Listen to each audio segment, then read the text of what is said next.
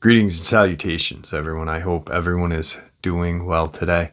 Today I have an upload with some very terrifying encounters from all walks of life, and you will soon see what I mean by that. I also have a couple video clips. Once again, you decide. Before we get into it, a couple links. As you know, I rely on Patreon, PayPal, channel membership, and the merch to help the channel to continue to grow and go. Membership, Patreon, and PayPal are all in the description below, merch displayed directly under the video. Also, Dogman Frightening Encounters, Volume 1 through 3, the audiobook versions. They were written and researched by Tom Lyons, narrated and produced by me, Jeff Nadolny. Those audiobooks are available on Audible, Amazon, and iTunes, links to which are also in the description as well. And finally, last but definitely not least, if you'd really like to help support this channel to continue to grow and go, simply subscribe. It doesn't cost you a cent. Click that like button, takes half a second.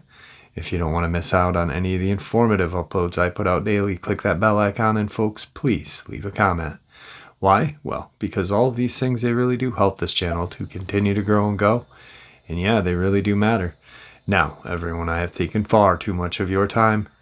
Let's jump into today's upload, shall we? Today's first experience comes to us from out of Ohio, experienced by a sitting judge as a teenager. I'm about to share with you what happened when I was 15 years old. It was shocking and so terrifying that it changed my life forever, and the memory of it still lives with me, as if it had happened yesterday. It was the third week of August 1985. School would be starting soon, and I was training for the 10K race that was held every year for a festival in our town. I remember it was a hot August day with the temperature pushing close to 100 degrees. I was supposed to run 5 miles, but due to the high temps, I put off my running until evening. Running at night was not a big deal for me. I grew up on a farm in the country. I was not afraid of the dark. Often during my childhood, I ran around at night racing through the cornfields playing hide and seek. You name it, I was outside no matter what the hour. So the concept of going for a long run down a country road in the dark was not something I was fearful of. I had my route planned. I'd leave home, run down the ditch of State Route 4 for about 300 yards until I reached Temple Road, which dead-ended right into it. From there, I'd run down Temple Road until it intersected with State Route 98. This was the halfway mark. So from there, the plan was to turn around and just come back. Night came, it was around 10 p.m. and I headed out. There was enough moonlight to see, but it was definitely not a full moon. I got to the halfway mark at State Route 98, turned around and started to head back. There was not much along Temple Road, just cornfields on one side and soybeans on the other, with small pockets of trees dotting the landscape, and only a couple of farmhouses along that stretch of road back then. I was more than halfway done with my run, and it was going great. I was closing in on the crossroad, which meant I was only about a mile from Route 4. On my left, there was a pocket of trees, then the crossroad, which was flickering road. And on the other side of that, a cornfield that stretched a mile all the way to Route 4. On my right, just after the crossroad, was a field of soybeans, which too stretched a mile. It was at the wooded area where I sensed something was off. I don't know exactly how to put it, but I just felt like something was wrong. It was enough of a feeling that I stopped running. The warm evening air felt a bit cool against my hot skin, and as I stood taking deep breaths and looking around, I could not shake the feeling that I was not alone. Movement suddenly came from the cornfield near the crossroad. I snapped my head in the direction of the sound and looked, but with the corn standing at least 6 feet tall, I couldn't see anyone or anything. More sounds of movement came. This time, I saw the corn moving, and I could tell by how many stalks were being disturbed that whatever it was huge. This instantly jolted me with fear, but only because I was not expecting to hear something while on my run. My first instinct was to assume it was a deer. And why, you ask? Because we had a huge deer population in Ohio, and I couldn't imagine it being anything else. I pushed aside the initial fear and began to run again. Whatever was in the corn also began to run. What was odd was whatever was there was not running towards me, but was running with me, like through the corn and keeping pace with me. When I say pace, I mean it was running at my exact pace.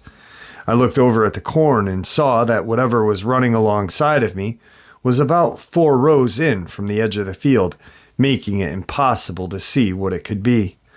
I stopped again, turned and looked, hoping to catch a glimpse, but only grew more fearful, as it stopped as well the very second I did. I strained to see what it could be, but it wasn't moving an inch and was quiet.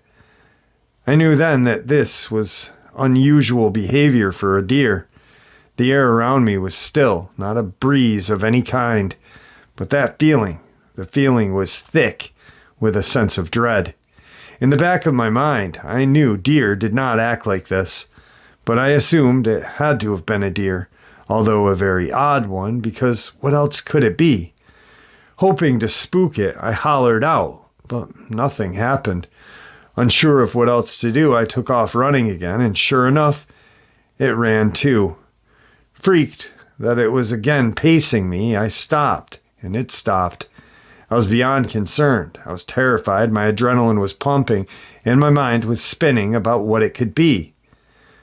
By the amount of corn I saw moving when it was pacing me, it had to have been bigger than a dog or a coyote, and I knew that there were no bears in this part of Ohio. As I went through the list of animals large enough to make such a disturbance in the corn, I only came up with nothing. I began to tremble. My heart was pounding, and the intense dread I felt was enough to make anyone go crazy. I was alone, engulfed by the darkness of the night, and something large was in the corn. I didn't know what it was or what was going on, but I did know that I wanted to get as far away as possible. I knew that I had 3/4 of a mile to go until I got to Route 4, and then a short few hundred yards to my house beyond that. I didn't know what else to do except keep running, but if I did, whatever it was would only keep pace with me. This meant I needed to change it up. I needed not to just run, I needed to run as fast as I could. I had to give it my all. I was confident in my abilities, as I was a good runner and pretty fast. As I inhaled several deep breaths, I concocted a plan to sprint about 300 to 400 yards, enough, I thought, to outpace and eventually put some distance between me and whatever the hell was in the corn, still being eerily still and quiet. I figured there was no way that this thing could see me because I couldn't see it. And with a fully grown corn being an obstacle, it would be a difficult time keeping up with me, or so I thought. I began a countdown in my head. As I ticked down, I readied myself for what I felt at that moment was a run for my life. I bent slightly at the hip, leaned in and tensed my body.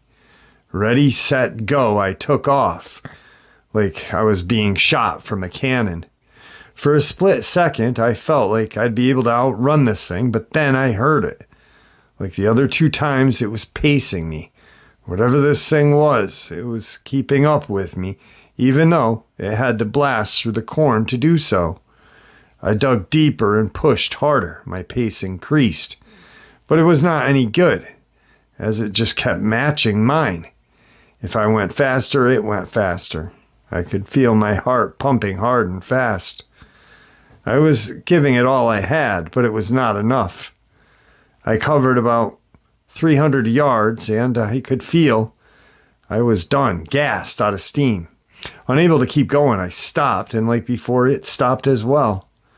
I now came to a horrifying conclusion that whatever was in the corn was not only faster than me, but there was no way that this was a person. There was then, and still is now, no one who could run through corn like that. I don't care if you brought in an Olympian track star. They would not be able to do it. It was impossible. I stood in the road, a deep feeling of defeat washing over my trembling body. I'd totally spent all of my energy trying to get away from this thing, and I had failed. I took my eyes off the corn, staring down that long stretch of road that I still needed to cover. I was scared, alone, and still had a good half-mile to go in order to reach Route 4. The only thing close to me was an old abandoned farmhouse, about 100 yards down the road and to my right.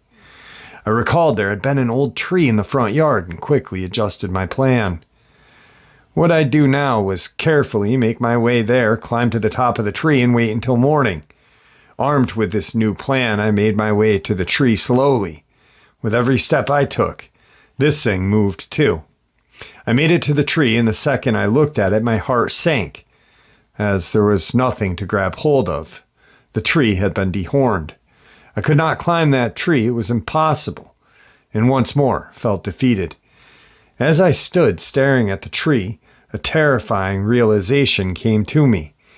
Even if I made it the next half-mile to Route 4, I'd have to turn left and possibly cross paths with whatever was there. I imagined making the turn and whatever it was, would come out and get me. I immediately pushed the fear out of my mind and focused on what I'd do next. I was not done yet. I was not going to just give up. I needed to keep going, but with going left not an option, I decided I needed to go right, and that was when it hit me. My good friend lived off of Route 4 in the opposite direction, which meant all I needed to do was make it to Route 4, turn right, and race down about 150 yards. I thought about making a run for his house across the soybeans, but quickly dismissed the idea, as I feared I'd get tangled in the soybean plants. No, I needed to keep pressing forward down Temple Road. But this time, I'd go slow and conserve my energy for what I hoped would be my grand finale. A 150-yard sprint to my buddy's house. I was not going to waste another second and thought I pivoted and began my long march toward the intersection of Route 4. Each step I took was matched by the thing in the corn. In my mind, a fury of questions were flying around. Is this thing baiting me? Is it stalking me? Is it just messing with me? I didn't know what to think. All I knew was it still had not come out, but the fact did not give me peace of mind because at any moment it could. And there was no doubt in my mind that if it did, I'd be dead. Route 4 came into view as a car barreled down it, the headlights illuminating the area for a brief moment. I readied myself for what I knew would be the run of my life. Literally, more questions entered my already troubled mind. Would I look over my shoulder and see it? Did I want to look over my shoulder? Would it give chase? What was it? If I looked back, would doing so slow me down? Or would looking back and seeing something awful scare me to the point that I'd freeze? In a snap decision, I decided that when I took off, I wouldn't look back. I'd just hammer out the run and hope that it did not come after me. With less than 20 feet to go to the intersection, I picked my pace up, and of course it matched me. I looked to my right and over the rows of soybeans and did not see any traffic. I craned my head to the left and saw a glow of lights shining over the tops of the corn. A car was coming, and it posed me with another issue. Do I stop and wait? Or do I just make my move? I threw all the caution to the wind and took off full speed like I was coming out of the starting blocks for a 100-meter dash. I cleared where the corn ended to my left, which allowed me to see Route 4 clearly. Down the road, I spied a truck that was far enough away from me to safely cross. I had sworn that I wouldn't look back, but I could not resist. I craned my head over my shoulder, and right at that moment I saw something exit the cornfield and stop. I can't recall how long it looked at me, but it was long enough to get a good look. And all I can say is the first thing that came to my mind was the Egyptian god Anubis. I had no other frame of reference back then, nor was I aware of Dogman, much less a Bigfoot. All I knew was it walked out upright on its hind legs and stood at least 7 feet tall. I could judge its height because its head was taller than the corn. It had well-defined canine head, dark hair, and its build was similar to that of a greyhound, lean and muscular. It stood with its body postured like it was in a stance and its shoulders rolled forward. At the time, it reminded me of how a linebacker stood ready for the ball to be snapped. It turned its head and looked at me, but its stance and long arms positioned out in front of it, I presumed it was ready itself to pursue me. I faced forward and gave it all I had. I cleared the 100 yards with ease, cut across 1 yard, and came up to the boundary of my buddy's backyard. In front of me now was a chain-link fence, and I prayed that gate was open. But as I drew closer, I saw that it was closed and most likely locked. I decided in that instant that I would jump the fence. Now the fence was not that tall, but it was tall enough for me not to be able to hurdle it. I reached it, grabbed a hold of the top, which was just exposed and jagged metal, threw myself over. As I flew over, a sharp edge of the fence gouged my side. But I did not let that slow me down. I landed on the other side and could now see the swimming pool in front of me. I made a split-second decision and dove in, not thinking that it was the shallow end. My chest hit the bottom and I slid down to the deep end, which was about 10 feet. I rolled onto my back, exhaled all my air, pinched my nose, and looked up. I lie there, my body screaming with pain as my eyes darted around, looking for it to walk up and stare down at me in the pool. What must have been 30 seconds went by and nothing showed up. No towering figure, no shadows cast down on me in the pool. Had I made it? Did it not follow me? Unable to hold my breath any longer, I swam to the surface, quickly looked around, but didn't see it anywhere. I swam to the edge and crawled out. Frantic, I raced to the back sliding door of the house. I didn't know if it was locked or not. I grabbed the handle and pulled. The door flew open. I stepped through the vertical blinds that had been closed for privacy and into the house.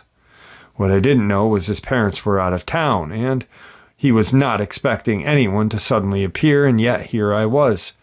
My buddy jumped from his chair when I entered the living room. He wasn't just shocked to see me, he was also embarrassed. He had been watching the Playboy channel.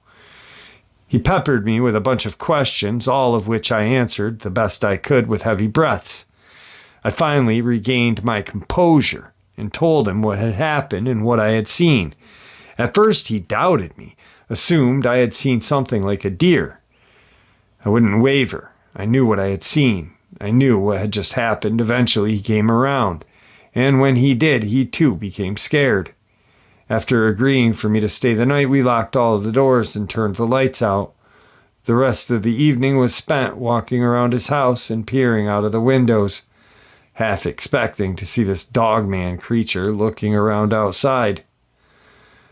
The morning came, and with it brought the sense of calm and relief.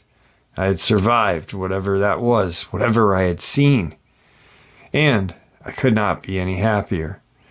My buddy took me home, and I immediately told my dad what I had encountered.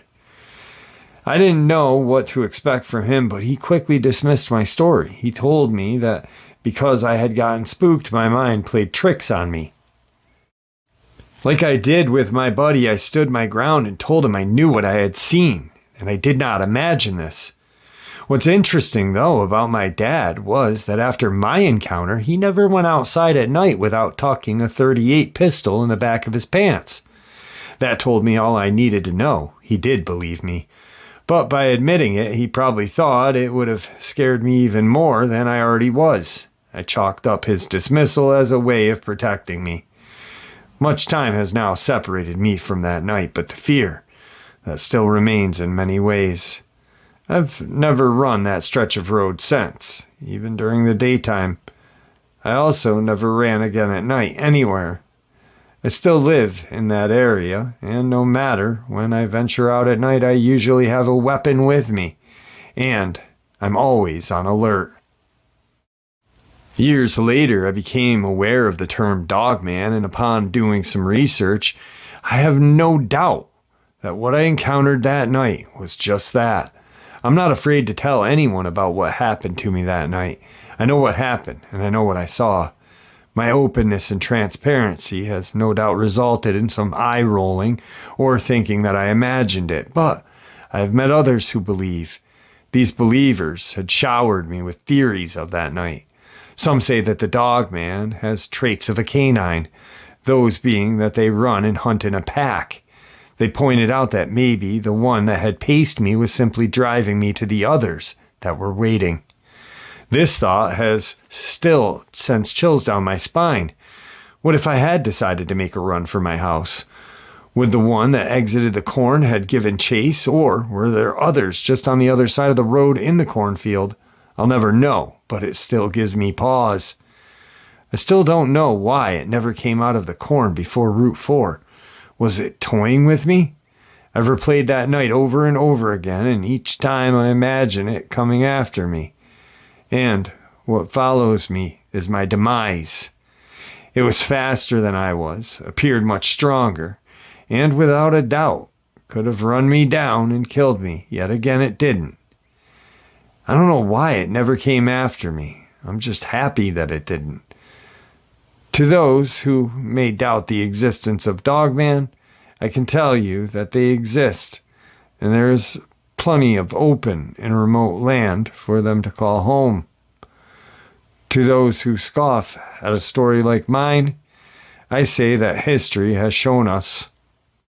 For those who may doubt the existence of Dogman, I can tell you that they do exist, and there is plenty of open and remote land for them to call home. To those who scoff at my story, I say that history has shown us many tales of strange creatures, only for those creatures to eventually be discovered decades later by the scientific community. For me, it's only a matter of when, not if, Dogman are scientifically proven to exist. But if that doesn't happen in my lifetime, that's just fine. I know what I experienced that night. I know what I saw as it seared into my memory. So, as a warning to those who may have heard this, Dogman are out there. And if you're thinking of running late at night, don't. Alright guys, today's first video clip is a couple of guys are out going for a walk at night and they see something in the woods. They really don't know what it is and they go down to check it out. And what they come across is, well, something that looks like a crawler to me, if the video is real. I don't know. I wasn't there to take it, but I'm leaving it up to you guys to decide.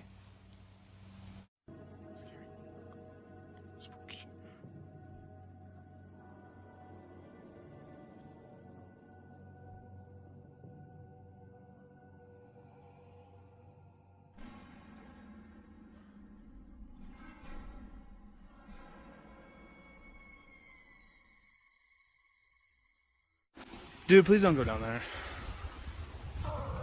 Oh my gosh. Dude, hold on. Let me go first.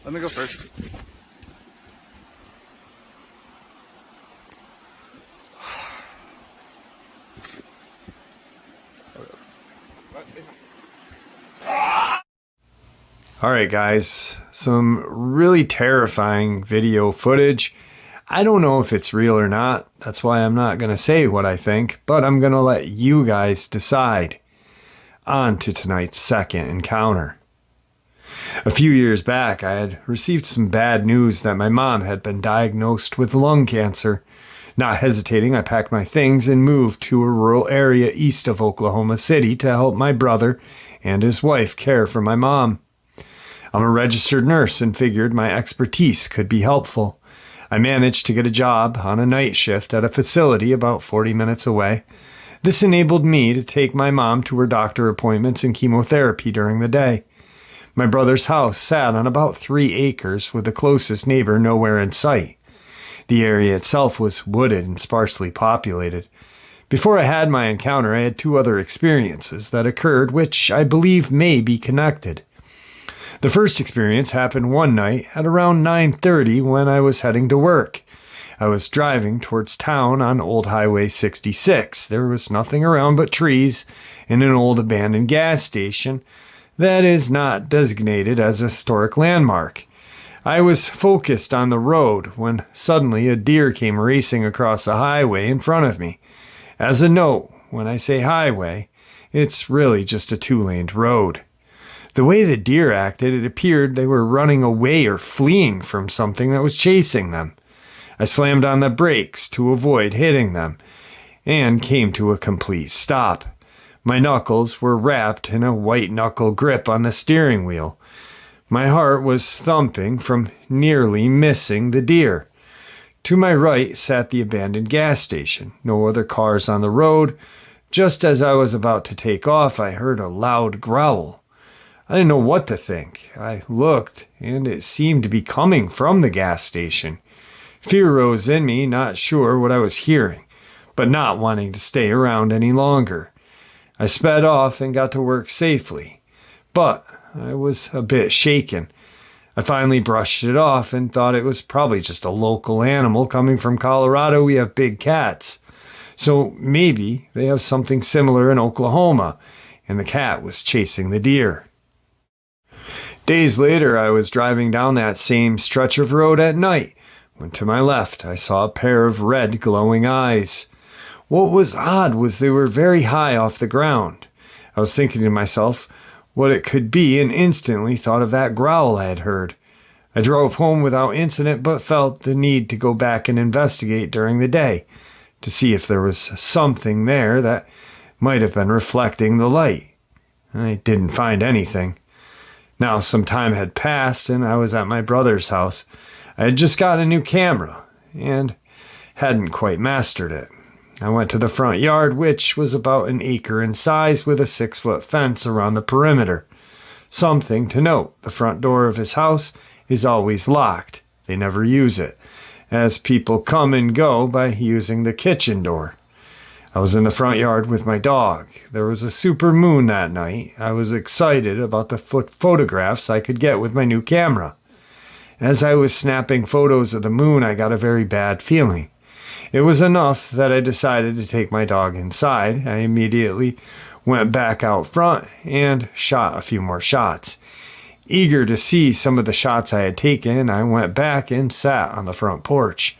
As I'm scrolling through the pictures, I caught something out of the corner of my eye. I looked up, and to my shock, I saw a huge dog-like creature. It was on all fours, sniffing the ground. It was walking, so that I only saw its profile, and it ended up about 15 feet in front of me. I can't tell you how terrified I was. Here I was, the glow of my camera display screen shining on me, and there in front of me is this huge creature, covered in matted gray hair. It turned its head away from me and towards the moon, which was low on the horizon. The creature on all fours was over 4 feet tall, and it stretched from snout to tail at about 6. Its hind legs were huge, and its front legs or arms were covered in thick fur. The back was hunched. It reminded me of a hyena. Around its neck it resembled a lion's mane, as the hair there was thick. When it turned its head forward again, I could see a long snout and pointed ears. What was so shocking was how quietly this creature moved. It was almost gliding in a way. It took a moment, but soon the odor of wet dog washed over me. Sitting there, frozen in fear, I had no place to go. I had a camera in my hands, yet no power or courage to raise it. If I had, the flash would have gone off and exposed me. Fearing for my life, I kept perfectly still. Believe me, I wanted to run. I wanted to scream, but I just knew that if I did anything, I'd be risking my life. The creature lowered its head and again began sniffing the ground. It made some unusual sounds like grunting and movements that made it seem unnatural. It moved forward stealthily until it disappeared around the side of the house. I wanted to go inside, but the door behind me was locked, and the kitchen door was in the same direction this creature had gone. With no exit strategy, I went and hid behind a bench on the porch and prayed the creature wouldn't return. As I sat trembling from this encounter, I began to wonder what it was that I had just seen. Was it a dog? If it was, it had to have been the largest, most powerful dog I'd ever seen in my life. The only word that popped in my head was werewolf, because that was exactly what it looked like. I questioned how it didn't know I was there. It didn't make any sense that it hadn't seen me, much less smelled me. I know that dogs have a good sense of smell. Was it stalking something else? There are too many questions. 20 minutes or so went by, and I found the courage to head back inside. Carefully rounded the corner, but saw nothing. Back inside, I locked the house down and went to bed, although I did not sleep very well. The next day, I mentioned what I had seen to my brother. He didn't laugh it off. He simply said that there are big dogs around this area. I told him that this was not a big dog per se, but something huge, massive in size, much larger than any dog I had ever seen. I went to work later on and told some of my coworkers. Their response was typical of most, as they laughed and said I was crazy. I spent the next year at my brother's house living in fear of encountering this creature again. Thankfully, I had never seen it again. Since then, I have become obsessed with figuring out what it was that I saw, knowing that I am not alone. As others too have seen something very familiar, I feel vindicated that I'm not crazy or that I hadn't mistaken what I had seen. I've been asked if I'm grateful for my sighting, and I'd say I'm not, although I would see one again, but only if I were in a safe place, like in a tank. All right, guys, let's move on to tonight's final video clip of the night.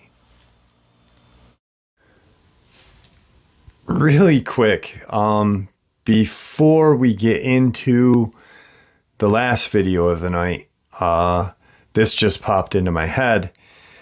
That experience that the woman was talking about in Oklahoma, for some reason, the Anita Mears case popped into my head.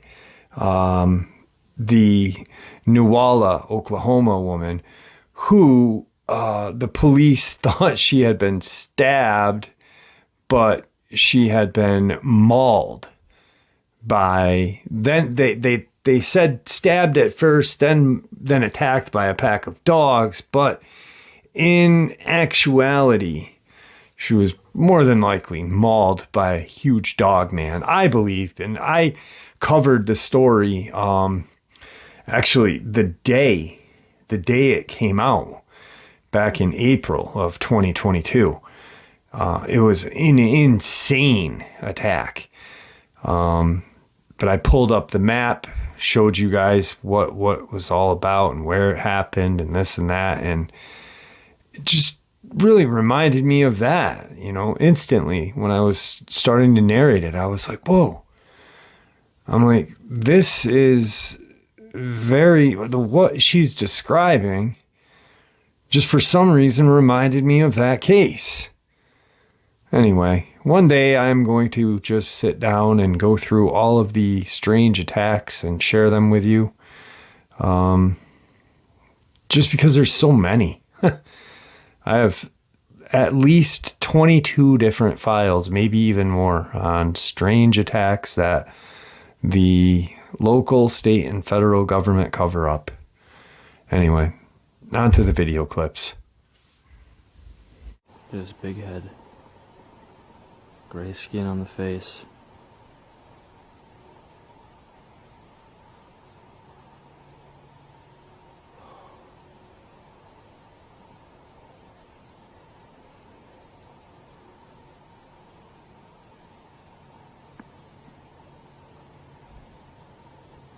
His cloaking hiding out very well.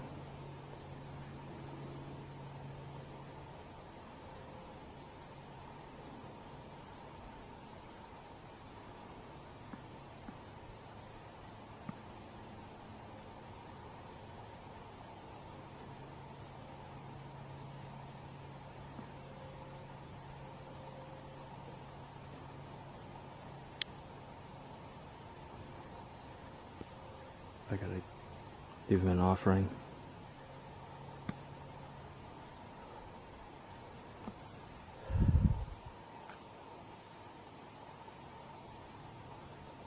Look at this guy standing here.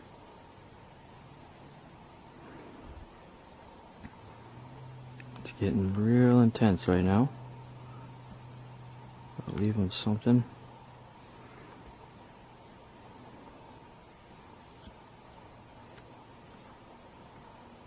And I'll come back to it. Boy.